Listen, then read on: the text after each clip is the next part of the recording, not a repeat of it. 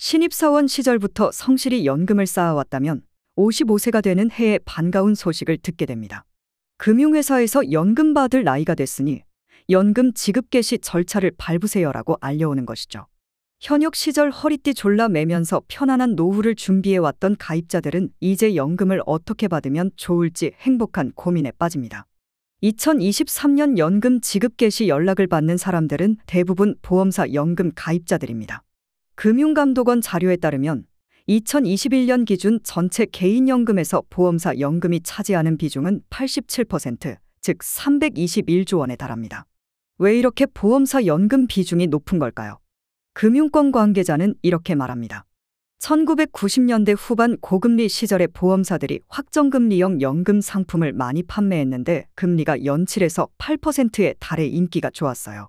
오래전에 가입한 연금 상품들은 금리가 높은 데다 장수축하금, 여행자금 등 지금은 볼 수 없는 돈도 많이 주기 때문에 현재까지 계약이 유지되고 있을 가능성이 높습니다. 만약 당시 고금리가 적용되는 보험사 연금에 가입했고 중간에 깨지 않고 지금까지 들고 있다면 그것만으로도 충분히 잘한 선택입니다. 이제 남은 숙제는 연금을 내 노후 생활에 맞춰 손해 없이 수령하는 것이죠. 연금은 55세 이후 일단 한번 수령하기 시작하면 중간에 조건 변경이나 취소가 불가능하기 때문에 의사 결정 전에 잘 따져봐야 합니다. 연금을 최대한 유리하게 받으려면 어떻게 해야 할지 알아보겠습니다. 첫째, 세제 혜택 적용 시점에 따라 구분. 보험사 연금은 세제 혜택 적용 시점에 따라 연금저축보험과 연금보험으로 나뉩니다. 정부는 스스로 연금에 가입해서 노후 준비를 하려는 국민에게 납입액의 13.2에서 16.5% 세액 공제를 해주고 있는데요. 연금 축적기에 국세청 연말정산으로 세금을 돌려받은 적이 있다면 연금저축보험이고 세금을 돌려받은 적이 없다면 연금보험입니다. 가입자 입장에서 보면 이렇습니다. 연금을 쌓고 있을 때 정부가 주는 절세 혜택을 받았으면 연금저축보험이고 나중에 돈을 인출할 때 절세 혜택을 받는다면 연금보험입니다. 연금저축보험은 매년 납입액에 대해 연말정산을 해서 13.2%에서 16.5%의 세액 공제를 받습니다. 늙어서 연금을 받을 때는 연금소득세를 내야 합니다. 세율은 금액에 따라 3.3%에서 5.5% 사이입니다. 또 인출액이 연간 1,500만 원을 넘으면 금액 전체가 종합소득세 신고 대상이 됩니다. 종소세 부담을 피하려면 연금저축보험은 10에서 20년으로 길게 나눠서 받아야 하죠. 둘째, 연금보험은 노후에 전액 비과세, 가입기간 중엔 이렇다 할 절세 혜택이 없습니다. 하지만 나중에 연금을 받을 나이가 되면 진가를 발휘하는데요.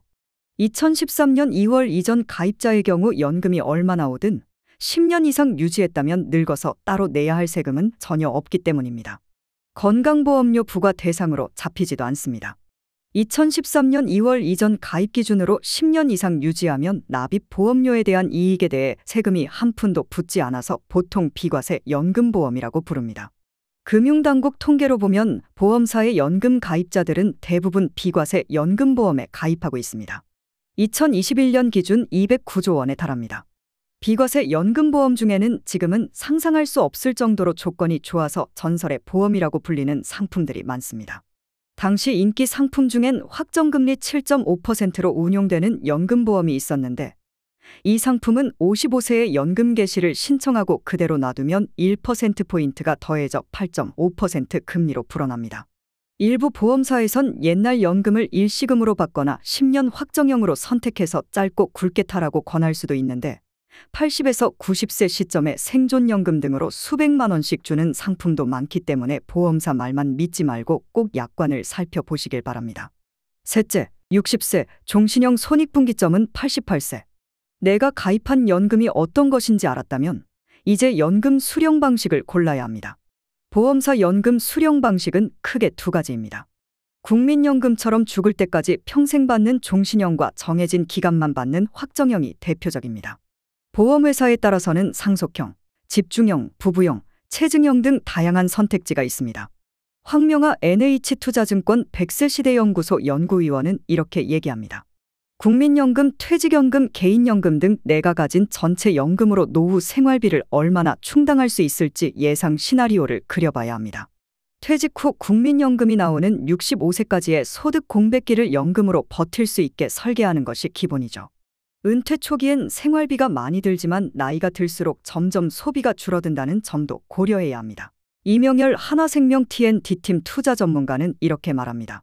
연금 수령 방식을 정할 때는 기대 여명을 따져봐야 하는데 55세의 기대 수명은 평균 30년에 달합니다. 종신형은 오래 살수록 유리하고 확정형은 단기간에 많은 금액을 받을 수 있는 등 장단점이 뚜렷하기 때문에 선택의 문제입니다. 종신형과 확정형은 월 수령액 차이가 상당합니다. 가령 지난 1996년 보험사에서 가입한 비과세 연금보험을 55세부터 수령한다면 10년 보증 종신형은 월 51만 원인데 반해 10년 만기 확정형은 월 95만 원입니다. 만약 종신형으로 선택했는데 1년 만에 갑자기 사망하면 못 받은 연금은 어떻게 될까요? 이런 상황에 대비하기 위해 종신형은 10년 보증, 20년 보증 등 지급 보증 기간이 붙어 있습니다.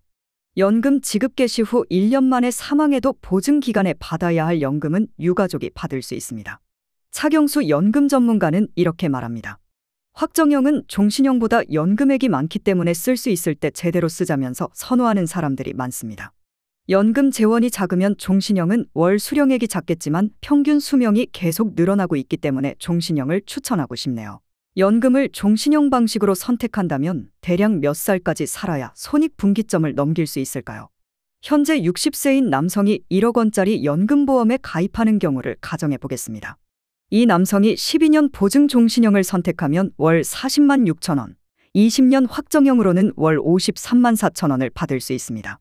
투자 수익률 3%로 계산해보면 20년 후인 80세 시점에는 20년 확정형으로 받은 금액이 1억 7,200만 원이나 되어 종신형에 비해 4,100만 원 정도 많습니다.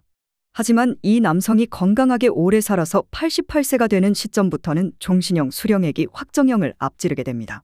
그리고 이때부터는 장수할수록 종신형 선택자가 연금 수령액 측면에선 이득입니다.